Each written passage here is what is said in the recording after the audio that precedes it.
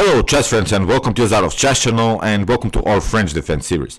So in this series we're covering some opening variations in the French, and we are covering also some great opening lines that you can maybe prepare in order to surprise your opponent. And as I mentioned also in my previous videos of the series, we are doing this French defense for both sides, so for white and for black. And in my first three videos I've analyzed a very nice line in which you can maybe surprise your opponent and beat the French defense, but then we started this so-called normal or classical, or sometimes it's called also the Steinitz or Boleslavsky variation of the French defense. And I've covered so far 4 videos so from white's perspective in this classical variation, but today we're starting now the classical variation from black's perspective. And what always annoyed me about the French, why I never played the French, is this two blocked pawn structure in the center. White has always this common flank attack on the king side, black is trying the flank attack on the queen side, but I maybe will start now to play the French defense because I found really a great tactical line that you can use now in order to smash white really with a great tactic. And I would call this line maybe the Hikaru Nakamura line, because I've prepared now 2 great games in which I'll show you how you can play, maybe get out of this positional ideas of the French defense, because as I said, this French can be really sometimes too static. You have to make many maneuvers, you have to make many improvements of the position of the pieces, and I really think that in this video we can really find a tactical way how to beat white. So as I said also in my previous videos, please watch this series from the first video, then the second video, third video, and so on, because it's very important also to understand white strategies. I'm repeating myself a little bit, but I'm sorry, but as I said, you should always watch when I start this opening series, really watch them from the beginning and then till the end, because if you don't understanding it's like in mathematics. If you don't know how to count, then you cannot solve some more complex problems in mathematics. It's the same in chess. You cannot really access the ideas of the French defense if you don't realize also your opponent's ideas and the main strategies that he can prepare. So let's see now this French defense from black's perspective. Again, this classical variation. We have e4 by white, e6, d4, d5. After knight to c3, we are not playing some other lines today. We're, as I said, playing this classical variation with the move knight to f6, which is a provocative move. Of course, we're challenging white immediately in the center. Here, after the move e5, we have knight to d7, and we have now this block pawn structure in the center. I've mentioned that, as I said in my previous video. So we have now this directed attack. White is trying to create the attack on the king side. We are trying from black's perspective to create an attack on the queen side with some c5 move. So here in the game, white can try this move f4. So today we'll analyze this idea to play the move f4, and as I said, we should really immediately crack a white center with the move c5. So you shouldn't lose any tempos in this opposite side attack games. This is really an opposite side attack game because the directions of the attacks are really on both sides, so you shouldn't lose really any tempo. And here your opponent will probably go into this normal line with the move knight to f3, knight to c6, and after bishop to e3, here comes really my first recommendation, because I mentioned, as I said in my previous videos, what are the problems from black's perspective in the French.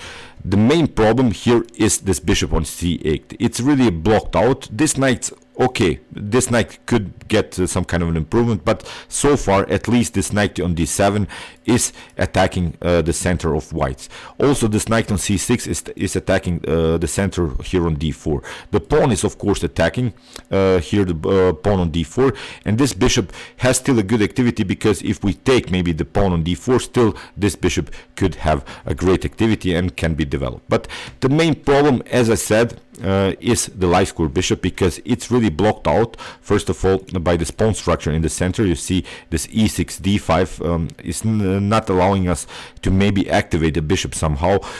Something like b6 in order to develop the bishop is also not good, because you get something like bishop to b5, and then maybe white will go positionally into the game, will take out your very nice knight, because this knight is very powerful.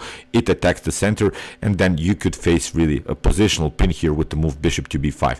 As I said, I've explained this thing more, so I don't want to really make so long videos. It has to be maybe a little bit shorter, because here we have to find really a great way how to get out of this positional mess that white has prepared here. And my recommendation in this particular line is to play the move a6, like Hikaru Nakamura did here. Here is an instructive chess game played by Hikaru with black against Magnus Carlsen, and what he did here to Magnus is really incredible. Here after the move a6, we're preventing this idea to play a bishop, white to play the move bishop to b5. What we also do is to prepare here the move b5.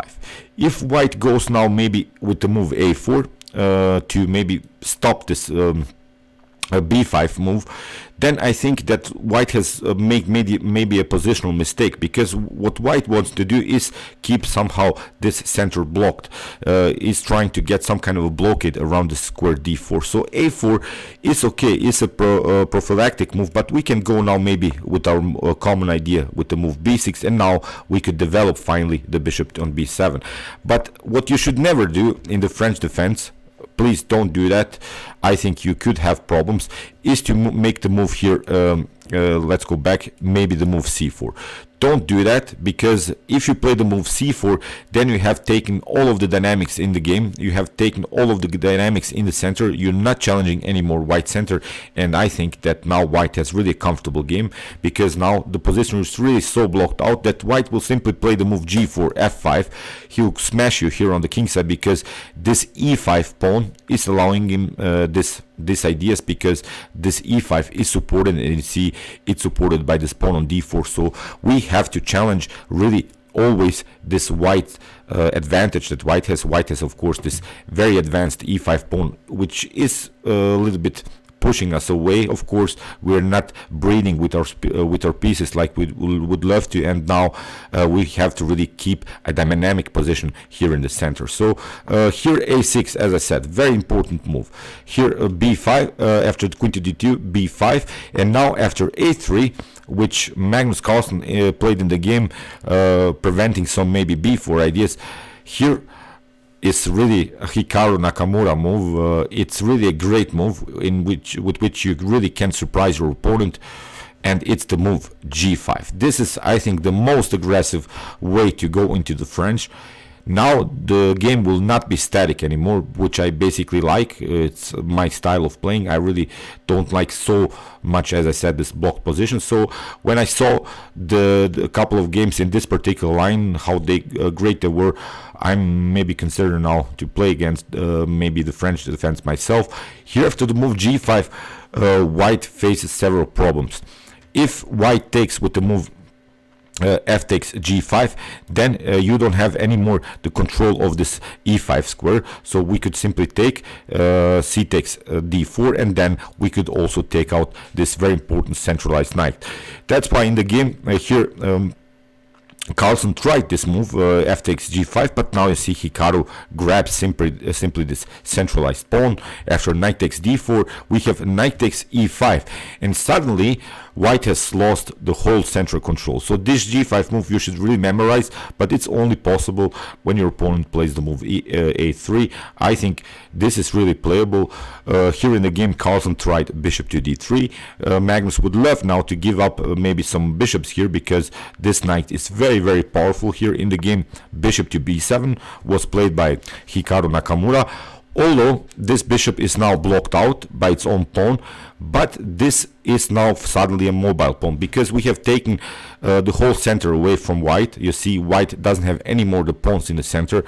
There could be now some tension if we manage to push this pawn on d4 and really liberate this light square diagonal. So I really like this line, because in this line you have now a great activity with your minor pieces. Suddenly the knights are playing, suddenly the bishops are playing, the bishop on b7 is also playing. I think this is really a great opening line which you can apply in order to win games against white. So castling bishop to g7, you see both of these bishops are aiming on the best diagonals. Here in the game, knight to e2 played by Carlsen, we have knight to g4. You see, it's very easy now to find the best next move. We're chasing now this bishop. We want really to take this bishop on e3, play something like queen to b6. This bishop will be active. Still, we can include this knight into the attack. Great attack so far by Hikaru. So king to h1, we have knight takes e3, queen takes, and now queen to e7, knight to g3, and here you see how this bishop can also get into the game. We're a little bit endangered here, of course. Our king is in the center, but if white tries to push here something too much here on the king side, I think we have even the flexibility to castle on the queen side, because this bishop activity is allowing us to play a little bit further with the king in the center, because what white also doesn't want to do is somehow to open the position too much. If white tries maybe to play much more actively with this knight on d4, then as I said, we could simply play d4 ourselves, and then we would have here a powerful diagonal for the light square bishop. So here c3, white is now desperately trying to keep the position compact, because we have the knights on the board. We really want to secure a static position. Here in the game, rook to g8 by Hikaru, great move, and h4. It really forces now to Magnus to weaken the pawn structure in front of the king further. We have h6. Here Hikaru splits simply the pawns. We have knight to f5, e takes f5, knight takes f5. Okay, here Carlsen prepared some tactics, but after queen to c5, queen takes, knight takes, and now after knight takes h6, we have rook to h8, and here bishop to c2 played by Carlsen, and now a very nice move by Hikaru, I think, f6. If you take, you lose simply the knight.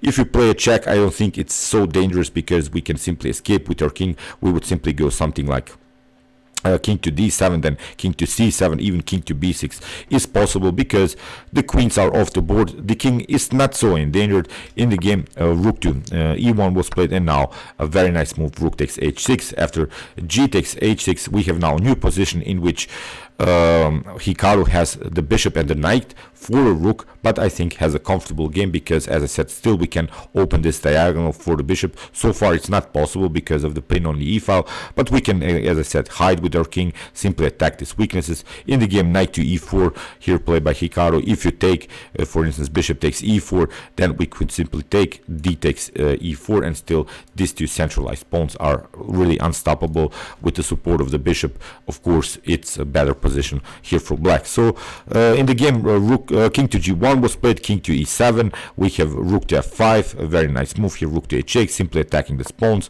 Rook to h5, king to f7. We have g4 by Carlsen, and now bishop to f4, simply attacking this weakness further. We have bishop to b3. There is this now possible tactic with rook takes e4, so that's why a very nice move here by Hikaru, knight to d2, attacking the bishop. We have bishop to d1, you have to cover your f3 square, and now Hikaru simply takes, rook takes h6, rook takes, bishop takes h6, and here in this position Magnus Carlsen even resigned. So, but let's go back, as I said, after the move a3 here, search maybe sometimes for this tactic g5. I think it's really a great opening here for black. We are challenging immediately the center. Let's see now this possible continuation after the move g5. What happens if f takes knight takes g5, pardon me, not f takes g5? Then again, we can simply play here c takes d4. So that's why, as I said, it is very important to keep the tension a little bit further in the center. With the move c4, you haven't gained anything. Believe me, don't do that. Keep the tension around this d4 pawn. Here in the game, bishop to d4, and it's again very nice gameplay by Hikaru Nakamura here with the black pieces against the Macieja Bartlomiej. Here after the move bishop to d4, we have knight takes d4, queen takes d4, and now you see this bishop comes very actively into the game. White suddenly has some dark square problems here around the king. The e3, the f2 square is very weak. In the game, queen to d2, and Hikaru played queen to b6. I simply like this line. You see how you get a very fast development. Here you have the opportunity to play bishop to b7, then followed with d4, again liberating both of your bishops, getting a huge activity. This is a very annoying pawn. It's a mobile pawn, so in order to make something happen, white should make sort of a blockade around this d4. In the game here, knight to d1, and now Hikaru played a very nice move, f6.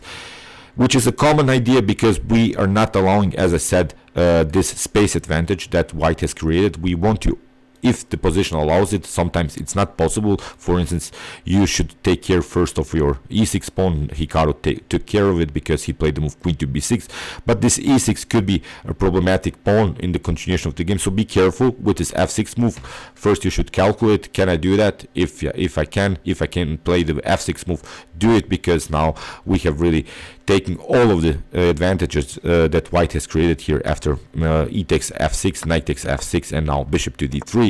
And here Hikaru even castled, secured his king. Now again you see white cannot castle because of this huge queen and bishop battery on dark square. So rook to f1, here was played rook to a7, knight to f3, knight to g4. Again you see this knight comes very actively into the game. We have g3, and now a very nice move again, e5, simply pushing further the pawns, splitting pawns, open files, open diagonals, because we have the bishop pair on the board.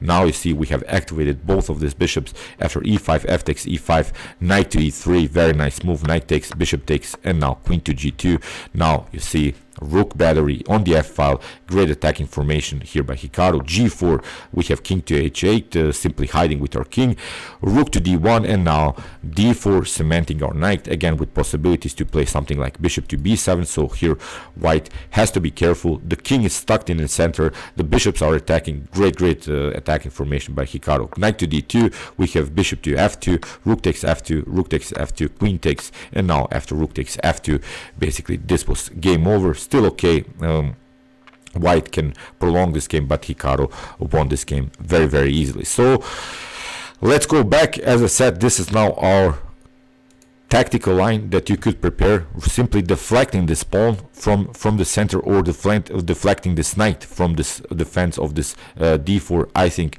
this is playable. You should maybe try it out, maybe first in some friendly games, but then after that maybe search for improvements. I think this is really a great opening line which you can apply while playing as black against this French defense set up by white. So okay, I hope that you enjoyed this video. We're continuing with our French defense series with some more classical variations now, also from black's perspective, because white doesn't need to go into this line, but I really wanted to show you this line because it's really necessary for me to show you that I think you can really surprise your opponent with this tactical line. If you want to see more videos from the French defense, check out my whole series. Here is the link. And if you have troubles to play against d4, you can also check out my King's Indian and Nimzo Indian series videos, in which I showed you really a nice and effective way how to play against d4. See you soon with some more videos, and chess is the best, of course.